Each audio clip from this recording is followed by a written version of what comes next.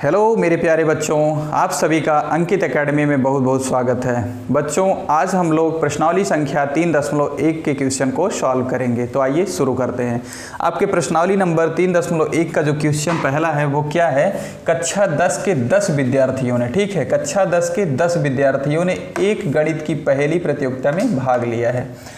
यदि लड़कियों की संख्या लड़कों की संख्या से 4 अधिक हो तो प्रतियोगिता में भाग लिए लड़कों और लड़कियों की संख्या को ज्ञात करिए। ठीक है, अब आपको करना क्या है, इस दिए हुए कथन में क्या करना है, आपको लड़कों और लड़कियों की संख्या प्राप्त करनी है। वो भी किस मेथड से पूछा है, ग्राफी मेथड से। ठीक है, आज हम लोग ग्राफी मेथड से दिए हुए समीकरण युग्मों का मान निकालेंगे और समीकरण कैसे बनाते हैं उस चीज़ को भी सीखते हैं। ठीक है, तो सबसे पहले मैं आपको बता दूं, कुछ बच्चे तो हैं जिनके समझ में आ जाता होगा, वो लोग इक्वेशन बना लेंगे, कोई भी स्टेटमेंट आएगा वो इक्वेशन बना लेंगे। लेकिन कुछ बच्चे होते हैं, उनसे बोल दिया जाए कि 100 में 100 जोड़िए तो वो 200 जोड़ लेते हैं। ठीक है, वो जो 200 बता देंगे, लेकिन उनसे बोल दिया जाए कि x में 5 जोड़ दिया जाए तो क्या होगा, वो डर जाते हैं, कंफ्यूज हो जाते हैं। ठीक है, जबकि x + 5 अगर करना है तो सीधा सीधा उसको लिख देंगे, केवल उसको सजा के लिख देंगे, बीच में प्लस लगा करके। कभी बोल दे कि 2x + 7 क्या होता है, तो 2x + 7 भी 2x + 7 के बराबर होता है, वो एज इट इज़ लिखा रहेगा बस। कोई बोल दे कि y में से 5 कम करने का क्या मतलब है, तो y - 5 लिख देंगे। ठीक है, वहाँ पे कुछ वैल्यू नहीं आने वाली है, कोई यूनिक वैल्यू नहीं आने वाली है, y - 5 = y - 5 आने वाला है। ठीक है, अगर कोई बोल दे कि x का 5 गुना करिए तो 5 × x लिखेंगे, मतलब 5x लिख देंगे। ठीक है, 5 को x से एकदम चिपका के लिख देंगे। कोई बोलेगा कि 5 × x करेंगे तो मतलब ऐसे 5 × x का क्या मान आएगा, सीधा सीधा 5x आएगा, यहाँ बीच में इंटू छिपा होता है। ठीक है, कोई बोलेगा कि x का 4 में भाग करिए तो क्या होगा, x/4 ही होगा। ठीक है, इस तरीके से इस चीज़ को समझिए, ये बेसिक चीज़ें हैं। ठीक है, तो अब चलते हैं अपने क्वेश्चन की तरफ। अब आपका क्वेश्चन क्या है, वहाँ बोला है कि टोटल कितने विद्यार्थी हैं, लड़के और लड़कियां हैं, वो मिल करके कितने हैं, 10 हैं। तो सबसे पहले मैं क्या करूँगा, मैं सॉल्व करूँगा इस क्वेश्चन को। ठीक है, मैं इस क्वेश्चन को सॉल्व करने वाला हूँ। तो मैं माना लड़कों की संख्या x है, ठीक है, और लड़कियों की संख्या क्या है, y है।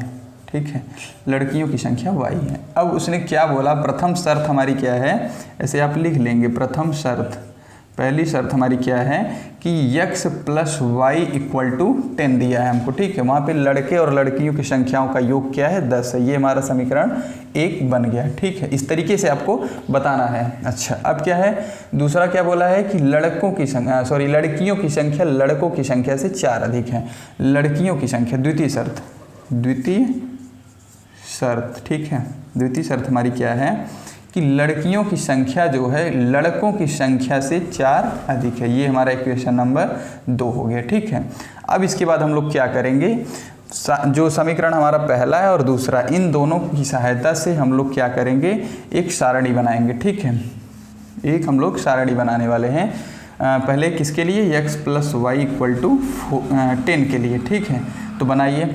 इसमें क्या होता है, इसमें हम x की अलग अलग वैल्यू लेंगे और वैल्यू अपने मन के हिसाब से लेंगे, जिससे हमारा कैलकुलेशन इजी हो जाए। ठीक है, और कुछ नहीं सोचना है। यहाँ पे हम लोग रखेंगे x, यहाँ पे हमारा आएगा y। ठीक है, तो हम लोग क्या करेंगे, इसको थोड़ा सा y = mx + c टाइप का बना लेंगे, मीन्स y = 10 - क्या हो जाएगा, x। ठीक है, जबकि ये उल्टा हो गया, -x + 10 होगा। ठीक है, तो हम लोग ऐसे लिख देंगे। ठीक है, वास्तव में इसका जो पैटर्न होगा वो ये होगा। अब हम लोग क्या करने वाले हैं, अब हम लोग x की वैल्यू रखेंगे। x की वैल्यू अगर हम लोग क्या रखेंगे, मान लीजिए हम लोग रखते हैं यहाँ पे 4। ठीक है, यहाँ पे हम लोगों ने x की वैल्यू 4 रख दिया, तो हमारी y की वैल्यू कितनी आएगी, 10 - 4 = 6। ठीक है, y की वैल्यू कितनी आ गई, 6।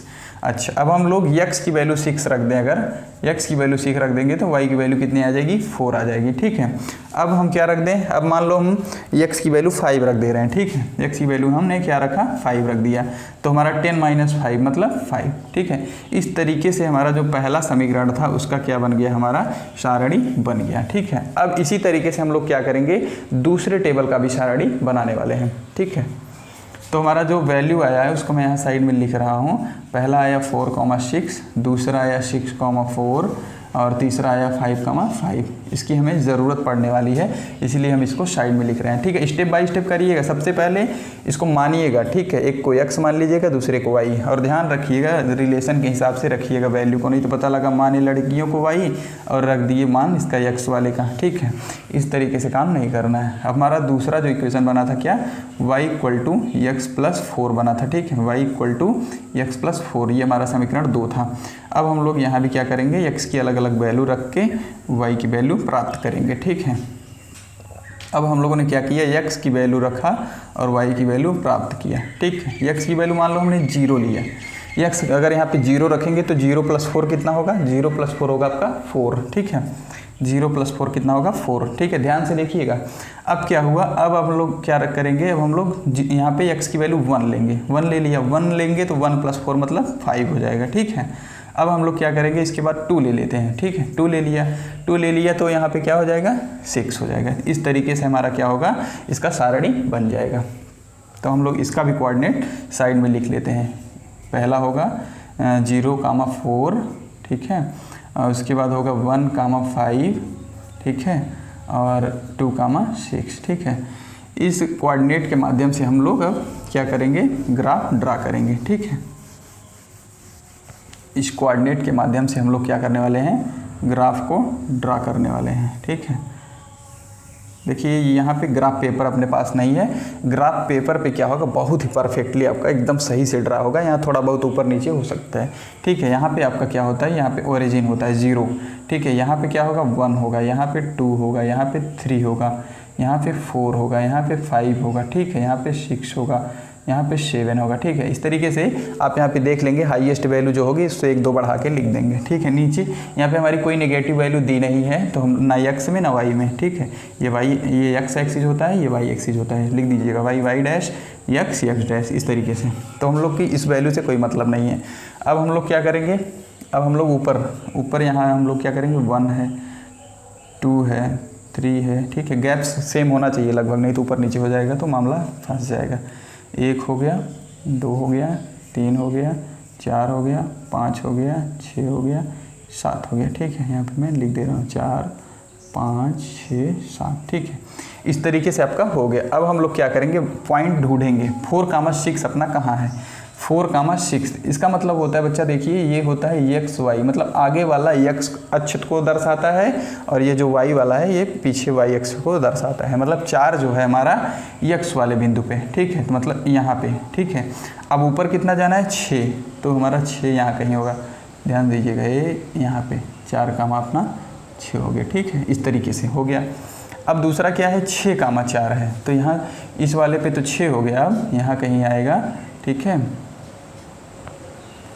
ये यहाँ 6,4। ठीक है, इस वाले पे 6 और इस वाले पे 4, ये हो गया आपका। ठीक है, अब क्या होगा, और इसको आप थोड़ा सा आगे बढ़ा दीजिएगा। ठीक है, अच्छा, अब क्या होगा, अब आप ढूंढेंगे कौन सा, 4 6 हुआ, 6 4 हुआ, अब 5 5 5 5 कहाँ होगा, दोनों पे, x और y पे दोनों पे 5, ये इधर भी 5, इधर भी 5, यहाँ कहीं आएगा। ठीक है, मान लीजिए एकदम परफेक्ट नहीं बन रहा है, लेकिन वैल्यू यहीं कहीं आएगी। ठीक है, 5 की वैल्यू यहाँ पे। ठीक है, एकदम सेम, ये मान लीजिए इसके सेंटर में है। ठीक है, अच्छा, अब हमारा तो एक जो पहला समीकरण था उसके कोऑर्डिनेट हमने ढूंढ लिए। अब दूसरा हमारा क्या है, दूसरा हमारा है 0,4। हम लोग 0,4 ढूंढेंगे। x एक्सिस पे 0, मतलब इस पे ज़रा सा भी मुझे आगे नहीं बढ़ना है, और y एक्सिस पे 4 पे जाना है। मतलब हमारा जो पॉइंट है पहला वाला ये है। ठीक है, ये हमारा पहला पॉइंट हो गया।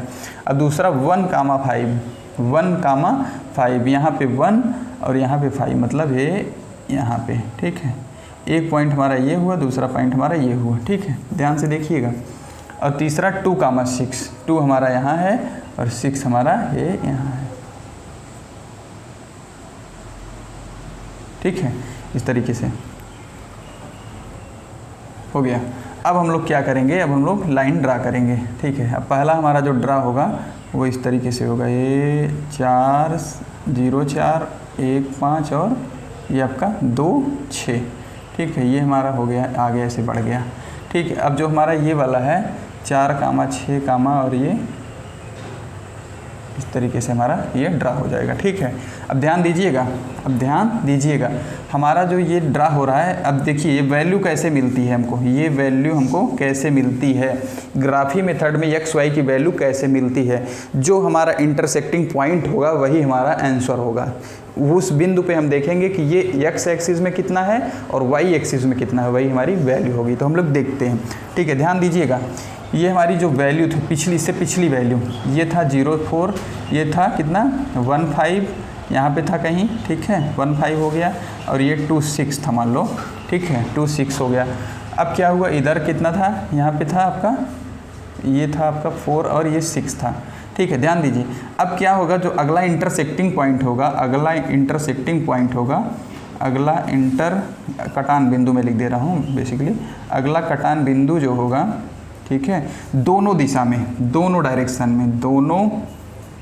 डायरेक्शन में क्या होगा, एक खाना आगे जाएगा। ठीक है, एक खाना आगे जाएगा। ठीक है, ये ग्राफ पेपर होता तो आप पूरा एकदम क्लियरली आप लोग व्यू कर पाते। ये ग्राफ पेपर नहीं, इसलिए आपको अच्छे से समझ में नहीं आ रहा होगा। यहाँ मैं लिख भी दे रहा हूँ, ये गलती ये हुई है कि मैं इसको लिख दूंगा तो आप लोग को थोड़ा ज़्यादा समझ में आएगा। यहाँ पे होगा 4,6, ठीक है, यहाँ पे होगा 5,5, ठीक है, यहाँ पे होगा 6,4, हाँ 6,4, ये हमारा तीनों कोऑर्डिनेट इसका हो गया। यहाँ पे होगा 0,4, यहाँ पे होगा 1,5, यहाँ पे होगा 2,6, इस तरीके से।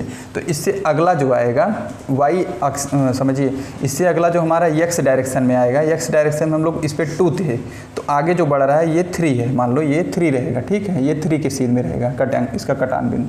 ठीक है, तो एक्स हमारा कितना हो जाएगा 3। ठीक है, और वाई के डायरेक्शन में ये 6 है, तो एक खाना ऊपर जाएगा तो कितना हो जाएगा 7। ठीक है, इस तरीके से हमारा एक्स और वैल्यू कितना आया, एक्स और वाई का, एक्स कामा वाई हमारा कितना आ गया 3,7। ठीक है, मतलब एक्स हमारा क्या था, यहाँ जितने लड़के लोग थे,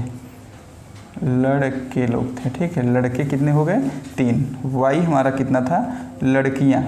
ठीक है, ये लड़कियों को हमने माना था, ये कितना हो गया 7। तो हमारा इस क्वेश्चन का आंसर कितना आ गया 3,7। इस तरीके से आप लोग सबसे पहले मानेंगे, उसके बाद 2 इक्वेशन बनेगा, इक्वेशन पे अलग अलग पॉइंट लेंगे तो आपका सारणी बन जाएगा।